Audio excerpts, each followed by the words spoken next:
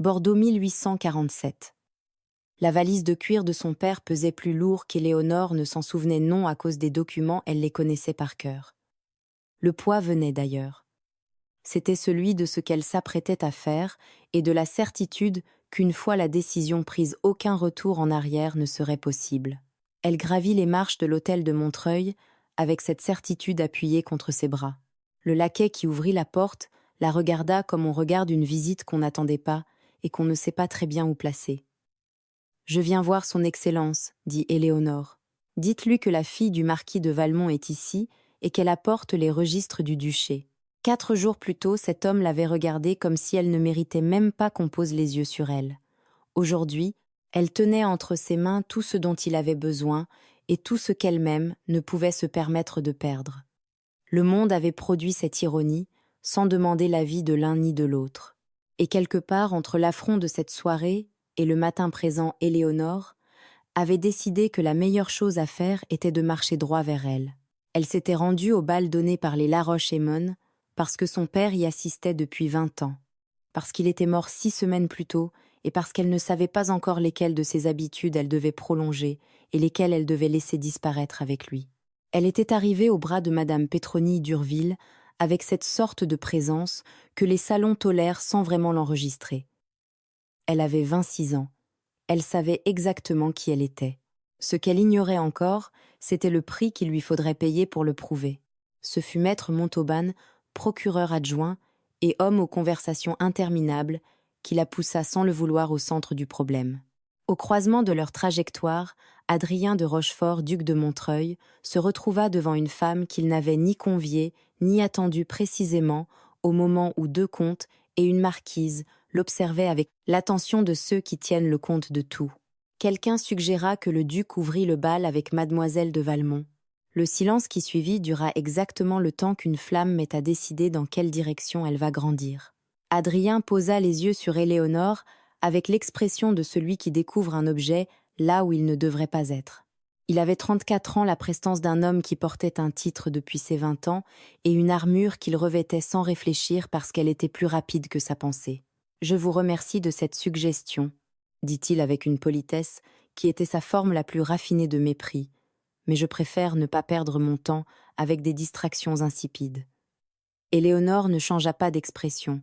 C'est ce qui le déconcerta même s'il ne le sut pas encore. Elle ne pâlit pas. Elle ne baissa pas les yeux, ne chercha pas où se cacher. Elle le regarda une seconde exactement comme on consigne un fait, puis tourna le regard vers la fenêtre avec la sérénité de ceux qui ont appris que certaines humiliations n'ont que la taille qu'on leur accorde. À l'extérieur, elle demeurait parfaitement immobile. À l'intérieur, quelque chose venait de se fixer avec une froideur qui la surprit elle-même. Ce n'était pas de la colère. C'était quelque chose de plus résolu que la colère, la certitude qu'elle possédait dans la valise restée chez elle. Tout ce qu'il fallait pour contraindre cet homme à comprendre la valeur de ce qu'il venait de dédaigner. Elle ne voulait pas se venger. Mais son père avait bâti pendant 30 ans une œuvre qui méritait le respect, et elle ne resterait pas silencieuse, tandis qu'un duc endetté faisait comme si elle n'existait pas. Adrien la reçut dans son cabinet avec l'expression neutre de celui qui sait déjà que la conversation sera inconfortable et qui a décidé de ne rien en montrer. Éléonore posa la valise sur la table, en sortit méthodiquement les actes de propriété, les livres de compte, et enfin la reconnaissance de dettes datées chiffrées, signée qu'elle fit glisser jusqu'à lui. « Mon père est mort il y a 6 semaines, dit-elle sans préambule. J'ai hérité de ses terres, de ses biens et de ses créances. Parmi ces créances figure la dette de ce duché, et la succession a besoin de l'appui d'une maison solidement établie pour que la chancellerie en reconnaisse définitivement la validité. » Adrien examina les documents. Il les lut lentement, avec la concentration d'un homme qui cherche la fissure, le détail, qui change l'ensemble, la ligne qui ouvre une issue. Il ne la trouva pas. Les chiffres étaient exacts.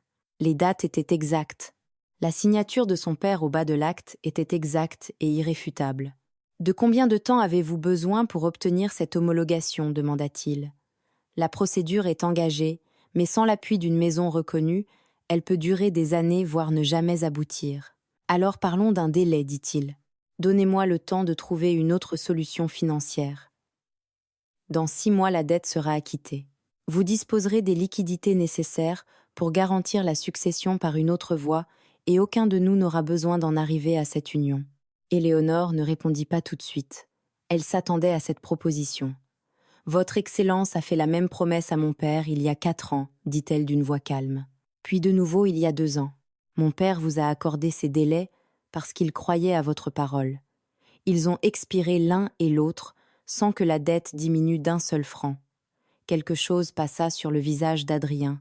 Ce n'était pas tout à fait de la honte, mais cela lui ressemblait. Les circonstances ont changé. Les circonstances changent toujours, répondit-elle. La dette, elle ne s'est jamais interrompue. Elle marqua une courte pause. Je ne peux pas risquer l'héritage de mon père en accordant un 3e délai, non parce que je refuse de le faire, mais parce que je n'en ai pas les moyens. Et vous savez aussi bien que moi que vous ne pouvez pas davantage vous permettre de laisser cette affaire parvenir devant les tribunaux.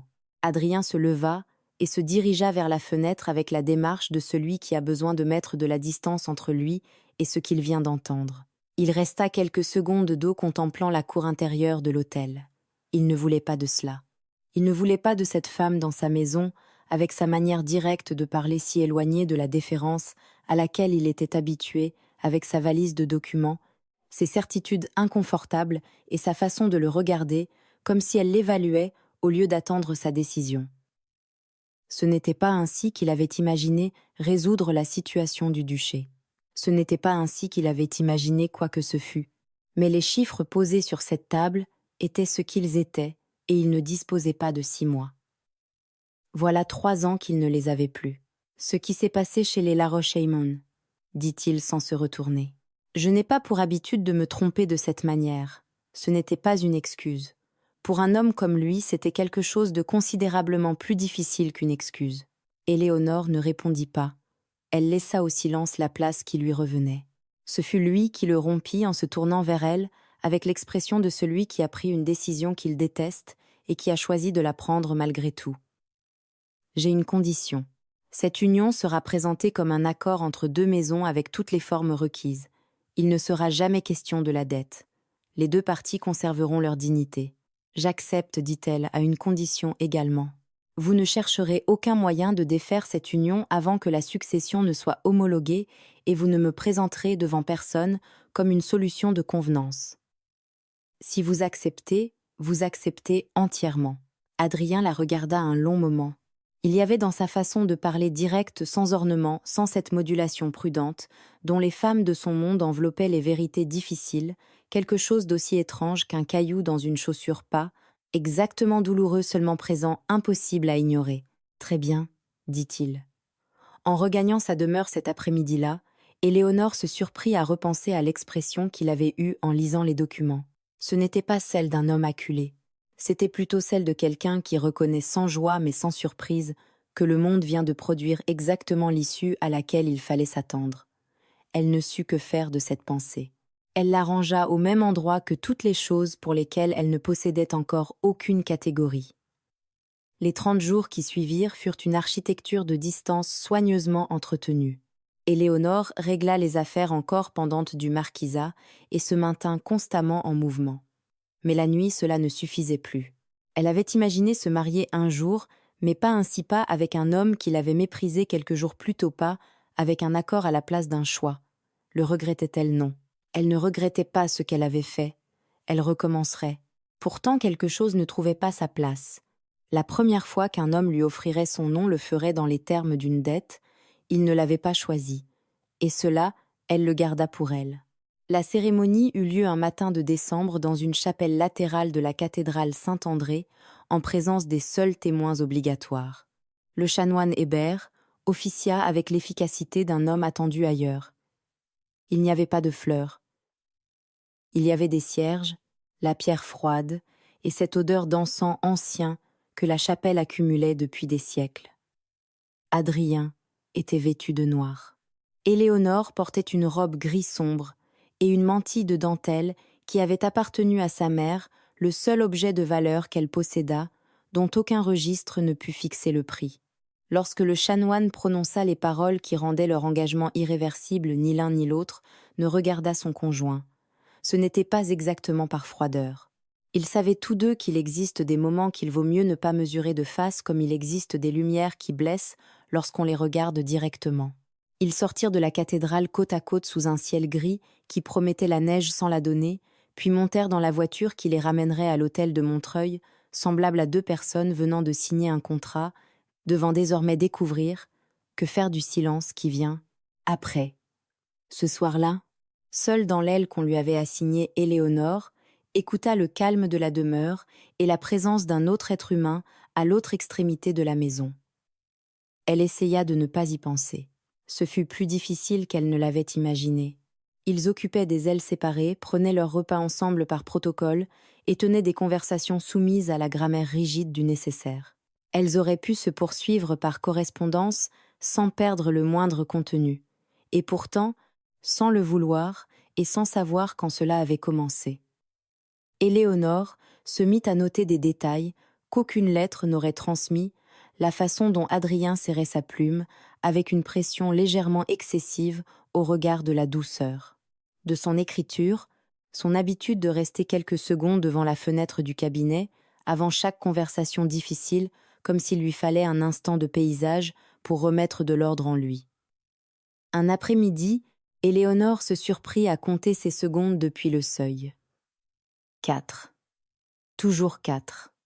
Elle ne sut s'il fallait rire ou s'inquiéter d'avoir pris la peine de les compter. De son côté, Adrien avait commencé à calculer avec une conscience qui l'irritait où Éléonore devait se trouver à certaines heures du jour. Non qu'il eût besoin de la chercher, mais parce qu'il avait commencé à remarquer son absence avant de remarquer la présence de quiconque. C'était une perturbation minuscule, de celle qu'un homme de son tempérament identifie classe parmi les faits sans importance et retrouve intacte le soir même, refusant obstinément de devenir insignifiante. Ce qu'aucun des deux ne nommait encore, c'était que le silence entre eux avait cessé d'être vide. Il avait une température. Il avait un poids. Et cela, il le comprendrait, avec le temps, était le commencement de quelque chose, même si ni l'un ni l'autre n'était prêt à lui donner un nom. Ce matin-là avait été un matin de travail ordinaire, du moins avait-il commencé ainsi. Éléonore se trouvait dans la salle d'administration, occupée à vérifier les baux des propriétés du marquisat, qui devaient désormais être intégrés à la gestion du duché. Elle connaissait ce travail. Elle avait grandi en regardant son père le faire et l'accomplissait avec la concentration silencieuse de ceux qui n'ont besoin d'aucun public pour travailler. Adrien entra pour chercher un acte et s'arrêta en voyant la table couverte de papiers rangés en colonnes qu'il n'avait demandé à personne d'organiser. Les baux des terres du Sud sont mal enregistrés, dit Éléonore sans relever la tête. Quelqu'un a reporté 2 fois une écriture en 1843 et personne ne l'a corrigée. Depuis 4 ans, l'erreur s'accumule. Depuis combien de temps examinez-vous ces comptes, demanda-t-il. Depuis hier après-midi. Adrien s'approcha, observa les documents, suivit du regard la correction qu'elle avait inscrite en marge de son écriture précise, puis vérifia la somme d'origine et le montant rectifié. L'erreur était exactement celle qu'elle avait décrite. 4 années. Personne ne l'avait vue. Il garda le silence un moment, puis dit d'une voix qui, sans qu'il s'en aperçût, avait perdu sa couche la plus extérieure de distance. « Votre père vous a bien formé. Ce n'était qu'une observation simple. Ni un compliment élaboré, ni un geste calculé. Seulement un homme reconnaissant sans ornement ce qu'il avait devant lui. » Éléonore releva les yeux. Elle le regarda le temps de vérifier qu'il parlait sincèrement, puis revint au papier. « Oui, dit-elle. Il l'a fait. Il n'échangeait rien de plus. » Adrien prit le document et sortit, mais le silence qu'il laissa derrière lui n'était plus le même. 3 jours plus tard, alors que cette phrase occupait encore davantage de place dans l'esprit d'Éléonore qu'elle ne voulait, Geneviève de Saint-Fargeau fit son apparition. Depuis 2 générations, la famille de Geneviève disputait au marquisat de Valmont des terres situées au sud de Bordeaux à la lisière de ses domaines. Tant que le marquis avait vécu, le litige était resté en sommeil. À présent qu'il était mort et que la succession n'avait pas encore reçu l'homologation de la chancellerie, une brèche s'était ouverte. Si Éléonore perdait sa crédibilité avant la fin de la procédure, les terres redeviendraient contestables. Et dans un conflit déclaré, Geneviève possédait assez de relations à la cour pour l'emporter. Le duché ne l'intéressait pas. Les terres de Valmont, oui, et Éléonore était le dernier obstacle sur son chemin. Ce fut lors d'un après-midi de visite chez la comtesse de Valençay que Geneviève trouva son moment. Le salon sentait la cire parfumée et le thé fraîchement servi. Les femmes parlaient avec cette légèreté, apprise dans les salons, où presque rien ne se dit en face et où pourtant tout finit par être dit. Éléonore était venue par courtoisie encore nouvelle dans ce monde qui l'observait davantage qu'il ne l'accueillait. Elle écoutait avec la sérénité de ceux qui savent que dans certains cercles parler peu est une manière de se défendre. Geneviève ne s'adressa pas immédiatement à elle. Elle attendit. Elle laissa passer une remarque sur les mariages récents, sourit au moment exact, et alors seulement, tout en resserrant ses doigts autour de sa tasse, déclara avec la douceur de celle qui semble compléter l'idée d'une autre plutôt qu'ouvrir sa propre blessure. Certains hommes ne changent pas avec le mariage. Ils changent seulement de décor. Un rire léger parcourut le groupe, ce genre de rire qui ne compromet personne et qui précisément pour cette raison laisse davantage de place au mal. Geneviève baissa un instant les yeux, comme si sa remarque n'avait aucune destinataire, puis ajouta que les hommes habitués à vivre sans rendre de compte abandonnent rarement leurs anciennes habitudes du jour au lendemain, quand bien même la maison aurait changé de maîtresse. Elle ne prononça pas le nom d'Adrien. Ce n'était pas nécessaire. Elle ne regarda pas non plus Éléonore en parlant. C'était peu, être la partie la plus calculée de toute la manœuvre. Éléonore tint sa tasse sans que son pouls trahît la moindre agitation. Elle ne répondit pas aussitôt. Non parce que la phrase l'avait blessée comme Geneviève l'espérait probablement, mais parce qu'elle en comprit, à l'instant même, la nature exacte. Geneviève ne cherchait pas à l'informer. Elle cherchait à installer un doute en elle. Lorsqu'Éléonore parla, ce fut avec cette calme netteté héritée de son père, parfois plus tranchante que n'importe quel affront. Mon époux administre ce duché avec le même sérieux que mon père a administré le marquisat pendant 30 ans. Et j'ai appris à ne pas confondre le goût des salons pour les insinuations avec la vérité. Le silence qui suivit ne dura qu'un instant, mais cela suffit. Non qu'un scandale eût éclaté, toutes avaient simplement compris. Geneviève sourit avec les lèvres, ses yeux firent autre chose. Puis elle détourna la conversation avec l'élégance de celle qui sait se retirer, juste après avoir laissé tomber ce qu'elle était venue déposer. Le cercle des dames passa à un autre sujet, mais Éléonore perçut, avec cette clarté inconfortable qui accompagne parfois les petites choses que rien dans la pièce n'avait repris exactement son cours. Les mots de Geneviève n'avaient pas éveillé sa jalousie. Ils lui avaient laissé une question, et Éléonore ne savait pas vivre avec les questions sans réponse. Depuis une semaine, elle observait un rituel sans lui donner de nom. Chaque jeudi, peu après 10 heures du soir, Adrien quittait l'hôtel à cheval par la porte latérale et revenait avant l'aube. Il ne donnait aucune explication parce que personne ne lui en demandait. Mais après cet après-midi, chez la comtesse, le fait cessa d'être un simple détail et prit la forme d'une interrogation. Éléonore ne le suivit pas par jalousie. Elle le suivit parce qu'elle était de ces femmes qui ont besoin de savoir. Elle choisit l'une des juments les plus dociles de l'écurie et partit 20 minutes après lui. La nuit était assez dépourvue de lune pour la rendre discrète et assez remplie d'étoiles pour qu'elle ne se perdît pas. Le froid était de ceux qui restent dans les eaux longtemps, après le retour à la maison. Elle suivit la route du sud pendant un peu plus d'une heure.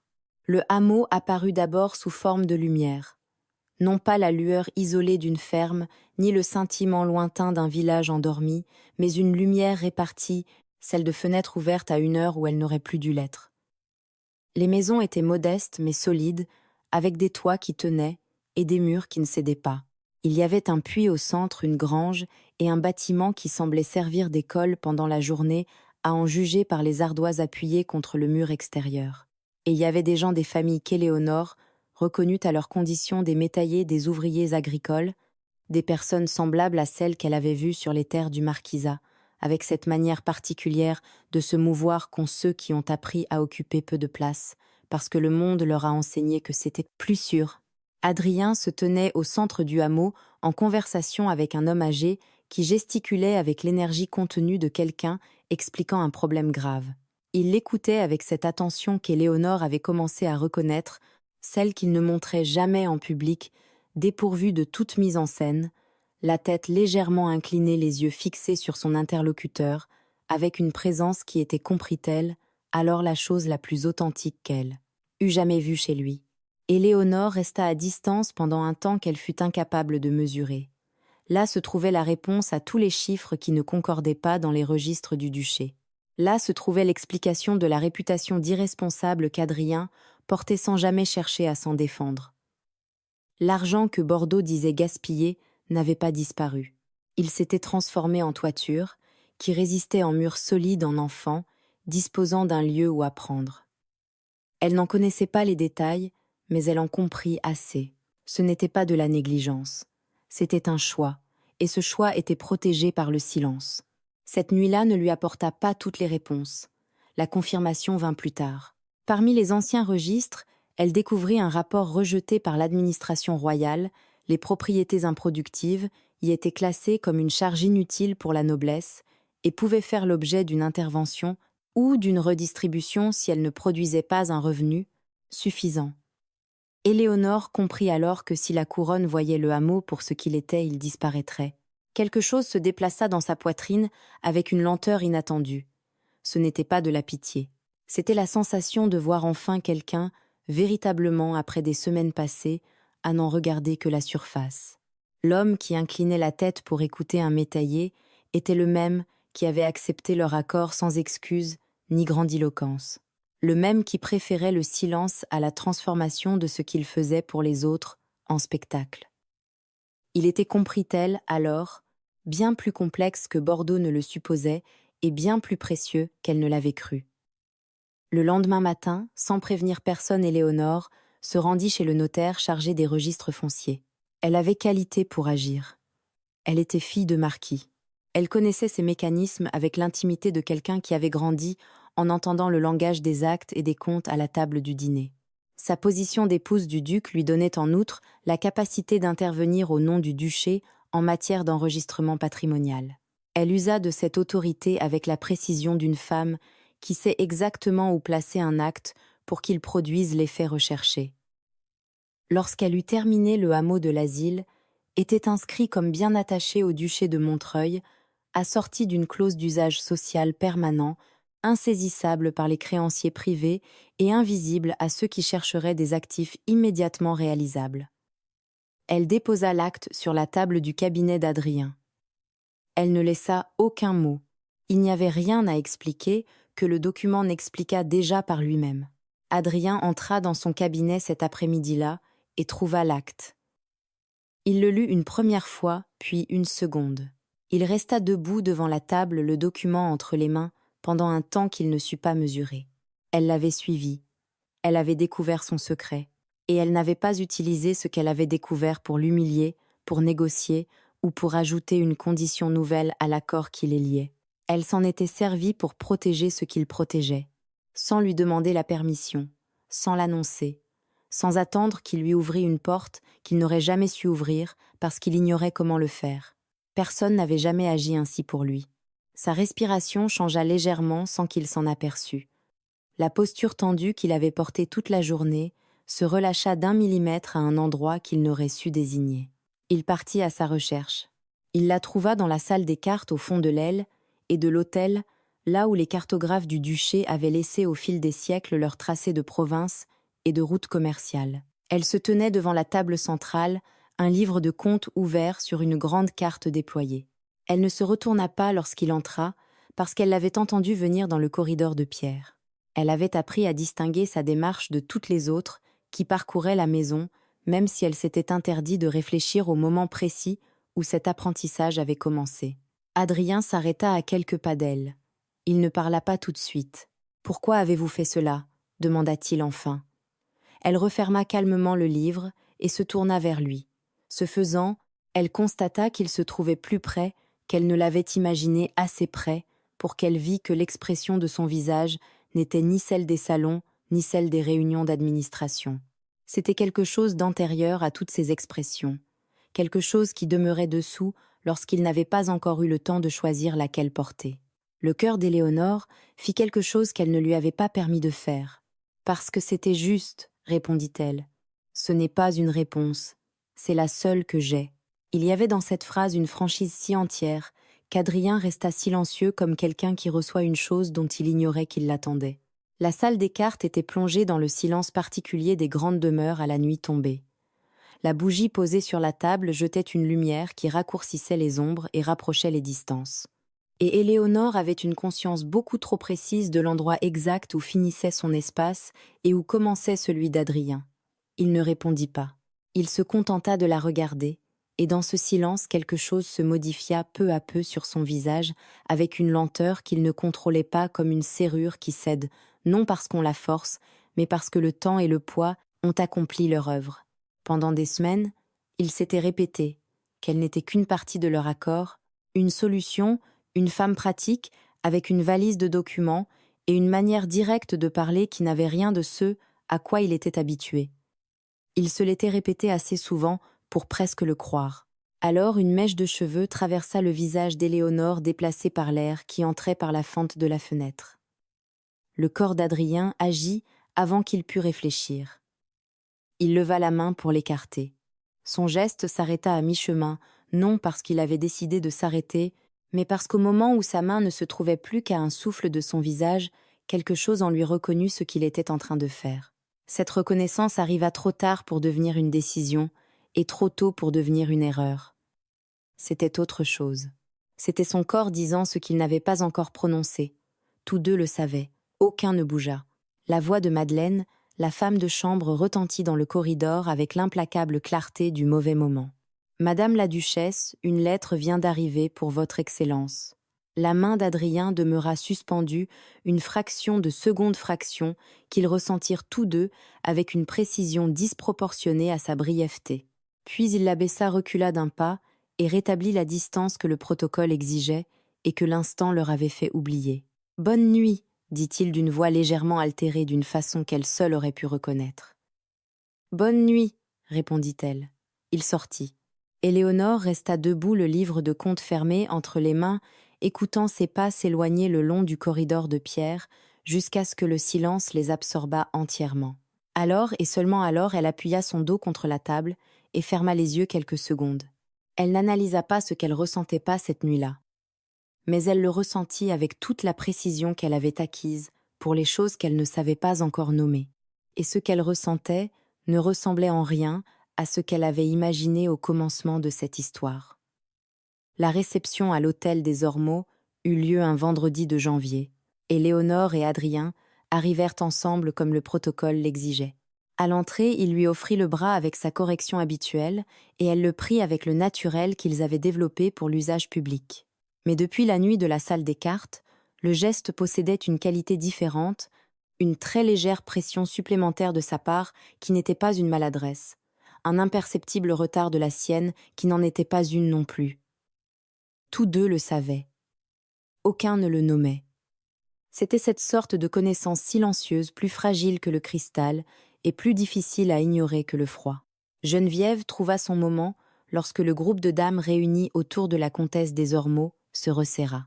Elle entra dans le cercle avec la grâce de celle qui ne fait que passer, salua les présentes avec l'affection soigneusement dosée d'une femme qui n'a aucun ennemi déclaré, puis déclara avec la parfaite légèreté de quelqu'un qui se contente d'achever une conversation. « Il est si admirable, n'est-ce pas que son Excellence le Duc ait su faire un si bon choix, malgré les circonstances. Bien entendu, lorsqu'on porte un nom pareil, on peut se permettre certaines générosités de jugement. »« Je ne comprends pas, » dit Madame Rosalie de Brissac. « Simplement que Madame la Duchesse vient d'une famille tellement provinciale.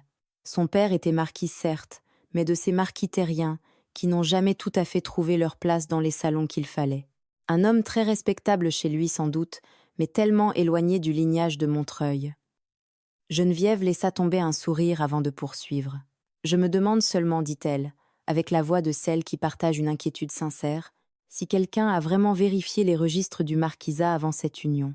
On raconte que les terres héritées par Madame la Duchesse portent leurs propres dettes, lesquelles ne figuraient pas dans les documents présentés. » Elle marqua une pause d'une seconde exactement. « Je ne dis pas que cela soit vrai. Je dis que si cela l'était, le duché de Montreuil aurait absorbé non seulement un héritage, mais encore tous ses problèmes. Et cela, mes chers, est une chose que toute grande maison devrait savoir avant de signer. » Le cercle se tut. Ce n'était pas le silence de celle qui ne croit pas. C'était celui de celles qui ne savent pas encore si elles doivent croire ce qui est considérablement plus dangereux. Éléonore ne répondit pas immédiatement. Elle avait appris que certaines réponses données trop vite coûtent plus cher que le silence. À l'autre extrémité du salon, Adrien n'avait pas entendu les mots, mais il connaissait Geneviève depuis assez longtemps pour ne pas avoir besoin de les entendre. Il connaissait l'inclinaison de sa tête, le groupe qu'elle avait choisi, le silence qu'elle venait de laisser derrière elle. Sans fournir d'explication à ses interlocuteurs, il quitta leur cercle et traversa la pièce. Arrivé près d'Éléonore, il salua brièvement les dames, puis se tourna vers elle. « Madame la duchesse, m'accorderez-vous cette danse ?» Le cercle demeura silencieux.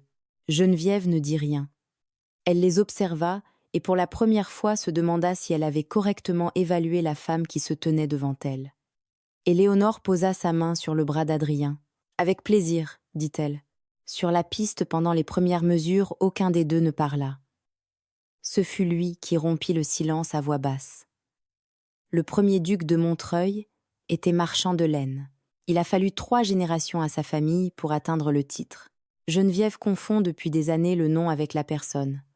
Je voulais que vous sachiez que dans cette maison, cela n'a aucune valeur. Mon père disait qu'un titre sans travail derrière lui n'est qu'une décoration coûteuse.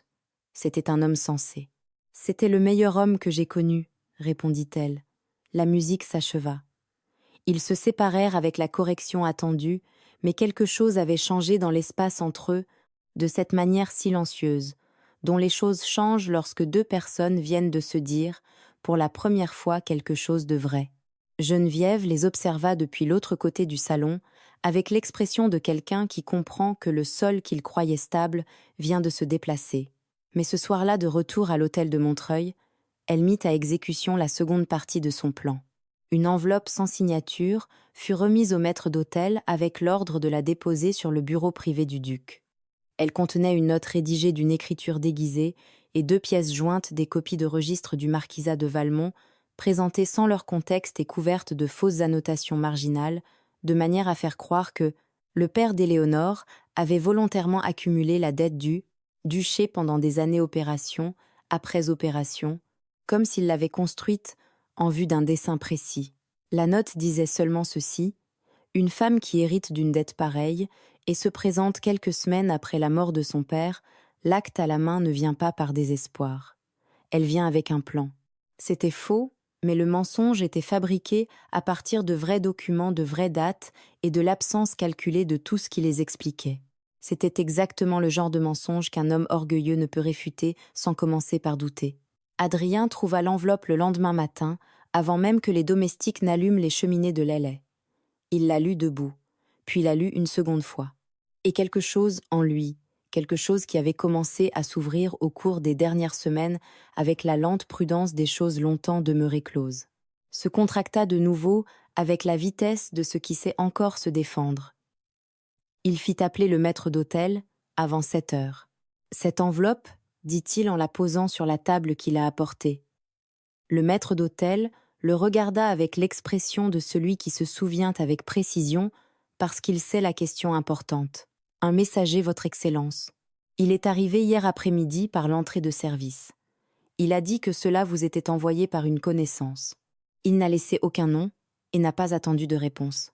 Quelqu'un d'autre l'a-t-il vu, seulement le portier de service, votre Excellence, mais c'était un homme que ni lui ni moi n'avons reconnu. » Adrien congédia le maître d'hôtel et resta seul avec l'enveloppe et ce qu'elle contenait.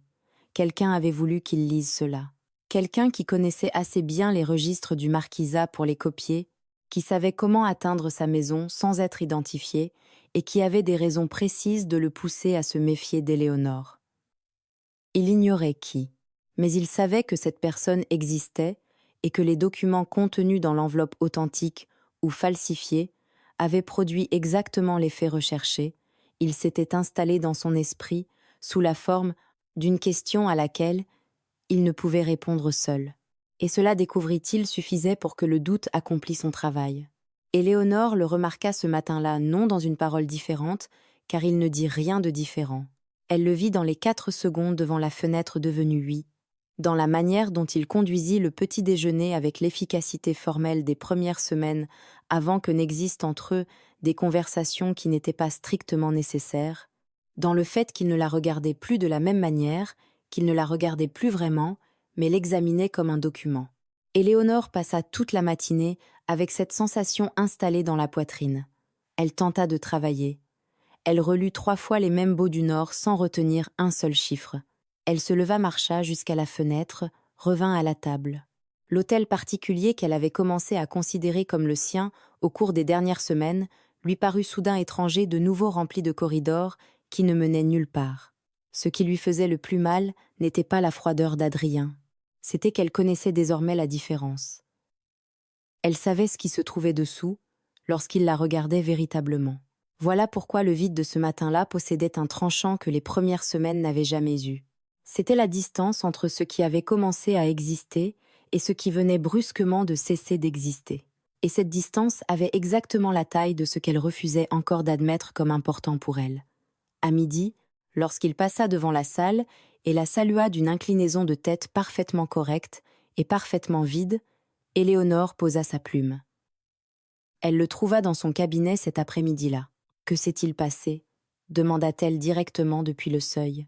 Adrien releva les yeux de ses documents avec l'expression de leur première semaine, cette distance habitée qu'il portait partout et qu'elle avait cru à tort voir commencer à se dissiper. « Je ne sais pas à quoi vous faites allusion, » répondit-il avec une politesse qui coupait.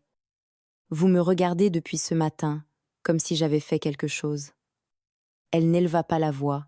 Elle n'en avait pas besoin. « Si vous avez une question, posez-la. » Il déposa sa plume et s'adossa à son fauteuil avec l'immobilité calculée de celui qui choisit la place qu'il occupera dans une conversation. « J'ai reçu hier soir une enveloppe anonyme, » dit-il. Elle contenait des copies des registres du marquisat de Valmont et une note affirmant que les dettes de ce duché envers votre père n'étaient pas accidentelles, qu'elles avaient été construites dans un but précis. Éléonore ne répondit pas immédiatement, non parce qu'elle ignorait quoi dire, mais parce qu'il lui fallut une seconde pour comprendre entièrement ce qu'elle entendait et une autre pour décider qu'elle ne laisserait pas. Cette accusation sans réponse. Mon père a administré ses biens pendant 30 ans avec une probité que personne à Bordeaux n'a jamais égalée, dit-elle d'une voix calme et ferme. Si quelqu'un vous a envoyé des documents suggérant le contraire, ils ont été falsifiés ou arrachés à leur contexte. Je peux vous montrer les originaux quand vous le souhaiterez. Je les possède tous. Les yeux d'Adrien ne bougèrent pas, mais sa mâchoire céda d'1 millimètre. Savez-vous qui aurait pu envoyer cela ? Oui, répondit Éléonore. Je crois le savoir. Elle marqua une pause, non pour hésiter, mais pour formuler précisément sa pensée. La famille de Geneviève de Saint-Fargeau conteste depuis 2 générations des terres limitrophes du marquisat. Si la succession n'est pas reconnue, ces terres redeviennent litigieuses. Elle possède des relations à la cour et fréquente les mêmes cercles que ceux où circulent les copies des actes notariés. Elle est également venue dans cette maison il y a 2 semaines. Elle est interrompite. Je n'ai aucune preuve. Mais vous m'avez demandé si je savais qui aurait pu le faire, et voilà ce que je pense. Adrien la regarda longuement, puis regarda l'enveloppe posée sur la table avant de revenir à elle. Dans ses yeux, la distance de l'instant précédent avait disparu. Il y avait plutôt l'expression de celui qui voit soudain, avec une clarté inconfortable, ce qu'il vient exactement de faire. Il avait reçu une enveloppe d'un inconnu. Il avait laissé le doute travailler toute une matinée et traité comme coupable la seule personne de cette maison qui jusqu'alors ne lui avait jamais donné la moindre raison de le faire. « Vous avez raison, » dit-il d'une voix plus basse qu'à l'ordinaire. Ce n'était ni une question, ni une conclusion. C'était le commencement de quelque chose qu'il ne savait pas encore terminer. Éléonore ne répondit pas. Elle le regarda juste assez longtemps, puis tourna les talons et sortit. Elle ne s'autorisa à penser qu'une fois seule dans l'aile et la porte fermée à la façon dont il l'avait regardée à la fin. Ce n'était plus le regard d'un homme qui croyait encore ce qu'il avait cru au début. C'était plutôt celui d'un homme venant de reconnaître qu'il avait devant lui une personne qui méritait davantage que ce qu'il lui avait donné. Elle le comprit alors. C'était différent du pardon. C'était mieux que le pardon. C'était le commencement de quelque chose qui, pour la première fois, n'avait pas le goût de l'obligation. Adrien ne partit pas aussitôt à sa recherche. Après son départ, il resta dans le cabinet, la porte fermée, avec un silence installé d'une manière différente de celui des semaines précédentes. Il tenta de revenir au dossier, mais ne retint pas une seule ligne. Ce n'était plus le doute qui occupait ses pensées. C'était autre chose plus inconfortable et plus difficile à repousser. Il se leva et alla à la fenêtre, davantage par habitude que par décision. Il ne regarda pas la cour. Il pensa à Éléonore dans la salle des cartes à la manière dont elle avait compris, sans exiger d'explication à la façon dont elle avait agi sans rien annoncer et sans rien attendre en retour. Il pensa aussi avec une clarté qu'il n'avait pas eu le matin à la facilité, avec laquelle il avait laissé le doute d'un autre s'installer entre eux sans lui offrir d'abord la possibilité de répondre. C'est alors qu'il comprit, non comme une idée, mais comme un fait déjà présent, avant même qu'il le nommât, si Éléonore quittait cette maison plus rien dans ce lieu, n'aurait jamais le même poids, le même ordre, ni le même sens. Ce n'était ni du respect, ni de la gratitude, ni l'effet d'une habitude. C'était quelque chose de plus précis, et pour cette raison même de plus difficile à ignorer. Il demeura immobile avec cette pensée sans chercher à la résoudre. Il ne la nomma pas, mais il ne l'écarta pas non plus. Il trouva Éléonore dans la salle d'administration à la fin de l'après-midi, au moment où la lumière commençait à descendre sur les papiers et où tout prenait cette lenteur particulière qui précède le silence de la nuit. Elle leva les yeux en le voyant entrer. Elle ne dit rien. Elle attendit. Adrien s'arrêta devant la table. Cette fois, il ne portait rien. « Je me suis trompé », dit-il. Il n'ajouta aucune explication, ne chercha ni à se justifier ni à adoucir ses mots. Éléonore soutint son regard un instant, comme si elle mesurait leur poids exact. « Je le sais », répondit-elle. Le silence qui suivit ne fut pas inconfortable. Il fut suffisant. Adrien inclina à peine la tête comme si cela refermait quelque chose qui n'avait besoin d'aucune autre parole. Puis après un bref moment, il reprit. « Il existe une chose que vous ne connaissez pas, et je crois que vous devriez la voir. Laquelle le hameau ?» Il n'expliqua pas ce que c'était. Il ne défendit pas son importance et ne la regarda pas comme quelqu'un attendant une réponse favorable. « Si vous souhaitez vous y rendre, ajouta-t-il, je peux vous y accompagner demain. » La proposition demeura entre eux, sans pression, ni urgence. Éléonore l'observa quelques secondes de plus qu'à l'ordinaire, non à cause de l'invitation elle-même, mais à cause de la manière dont elle avait été formulée. Ce n'était pas une tentative de rapprochement, c'était une ouverture. « Très bien, » dit-elle enfin. Adrien inclina légèrement la tête, comme si cela suffisait, puis sortit sans rien ajouter. Ils partirent tôt, avant que le mouvement habituel de la maison ne remplît les corridors. Pendant plusieurs minutes, le bruit régulier des chevaux marqua le rythme du trajet. Ce fut lui qui parla le premier, sans détourner les yeux de la route. « Votre mère vous manque. » Éléonore ne répondit pas tout de suite. Elle baissa brièvement les yeux. « Oui, dit-elle enfin, même si cela fait déjà des années. » La voiture avança encore de quelques mètres avant qu'elle ajouta presque malgré elle, elle chantait en faisant n'importe quoi. Peu importait qu'elle fût occupée ou fatiguée. Une légère pause. Et elle semblait toujours savoir quand j'avais besoin de l'entendre, même si je ne disais rien. Sa voix ne se brisa pas, mais elle perdit une part de sa fermeté habituelle. Elle était très douce et très ferme à la fois. Elle ne laissait rien se défaire, même lorsque tout autour d'elle se désordonnait. Le silence qui suivit fut bref. Adrien tourna légèrement le visage vers elle et cette fois ne détourna pas immédiatement les yeux. « Alors il me semble que vous lui ressemblez beaucoup. » Cela ne sonna pas comme un compliment, mais comme une conclusion. Éléonore le regarda un instant, et pour la première fois, ce geste ne contenait aucune défense. La voiture continua d'avancer, mais quelque chose entre eux n'était déjà plus tout à fait pareil. Le hameau apparut peu à peu comme s'il ne voulait pas s'imposer au paysage. Rien n'y semblait improvisé. Les maisons étaient simples mais solides, les toits bien posés, les portes fermes, les traces de l'usage présentes, sans aucun signe d'abandon. Il y avait de l'ordre mais pas de rigidité, de la vie mais aucun bruit inutile. Adrien n'annonça pas son arrivée, et pourtant on le vit. Les habitants s'approchèrent sans formalité. Un homme âgé leva la main depuis le seuil d'une maison sans interrompre son travail. Une femme le salua par son prénom sans titre. Un enfant courut jusqu'à lui sans demander la permission. Adrien se pencha légèrement pour l'écouter. Il ne sourit pas tout de suite. D'abord il écouta. Puis il lui dit quelques mots à voix basse, et l'enfant hocha la tête avec un sérieux qui ne correspondait pas à son âge. Éléonore observait sans intervenir. Personne ne paraissait impressionné par la présence du duc, mais tous lui faisaient confiance. Ils traversèrent la petite place, passèrent devant le puits la grange et le bâtiment servant d'école pendant la journée. Tout était utilisé. Tout avait un sens. À un moment, un homme s'approcha avec un problème qui ne semblait pas mineur.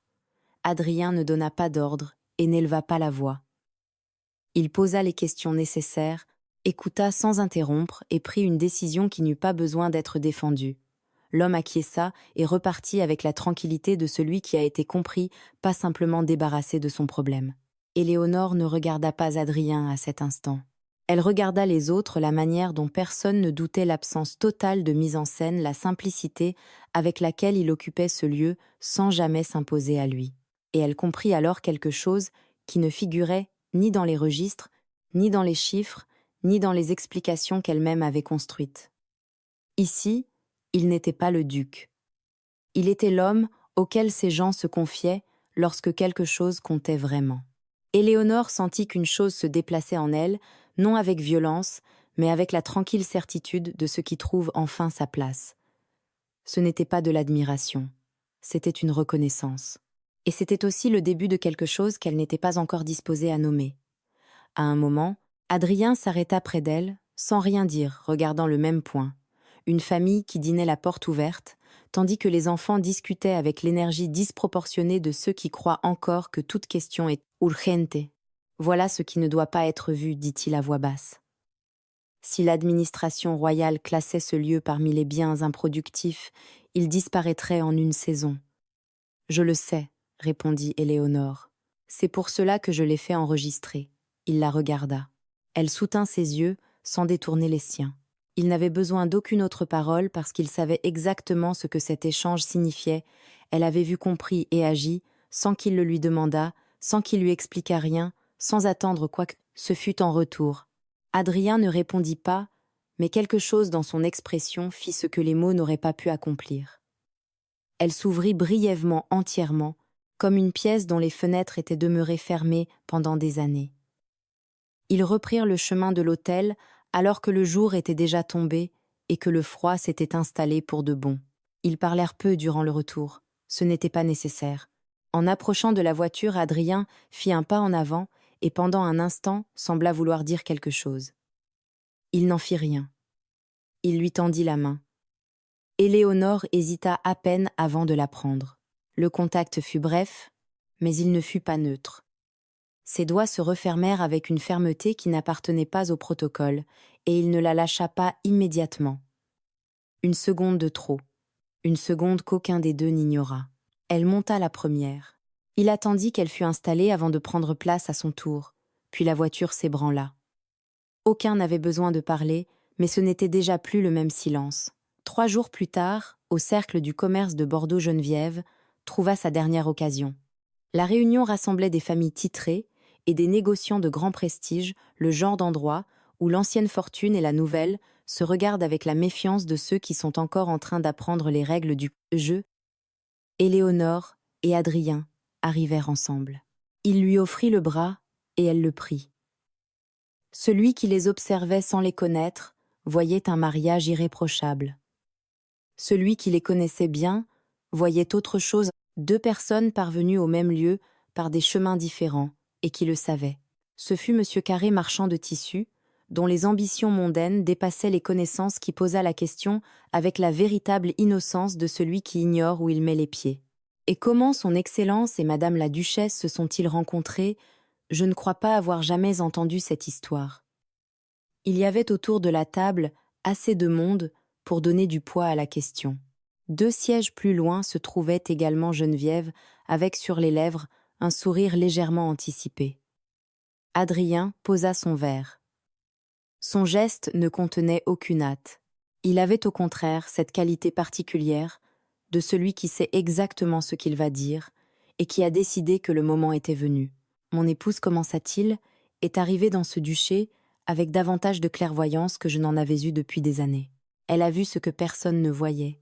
Elle a protégé ce que je ne savais pas expliquer. Il marqua une pause. Je l'ai rencontrée un soir où je me suis comportée comme l'homme que je ne veux pas être. Et elle a eu la générosité de rester même après avoir vu qui j'étais cette nuit-là. Personne ne prononça un mot. Cela suffit.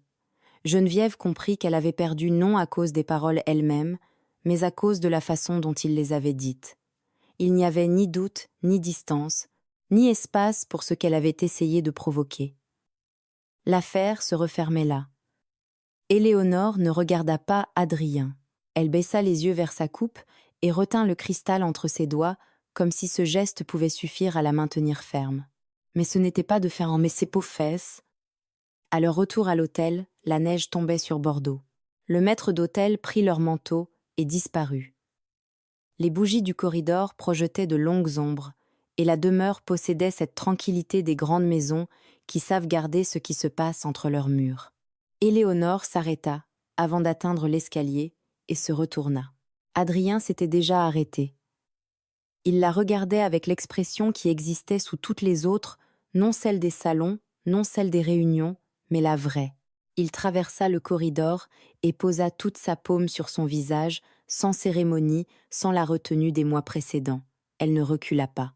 Elle le regarda de près à cette distance où le souffle de l'autre devient déjà une présence, et vit un homme qui n'exécutait plus aucun accord. Il choisissait.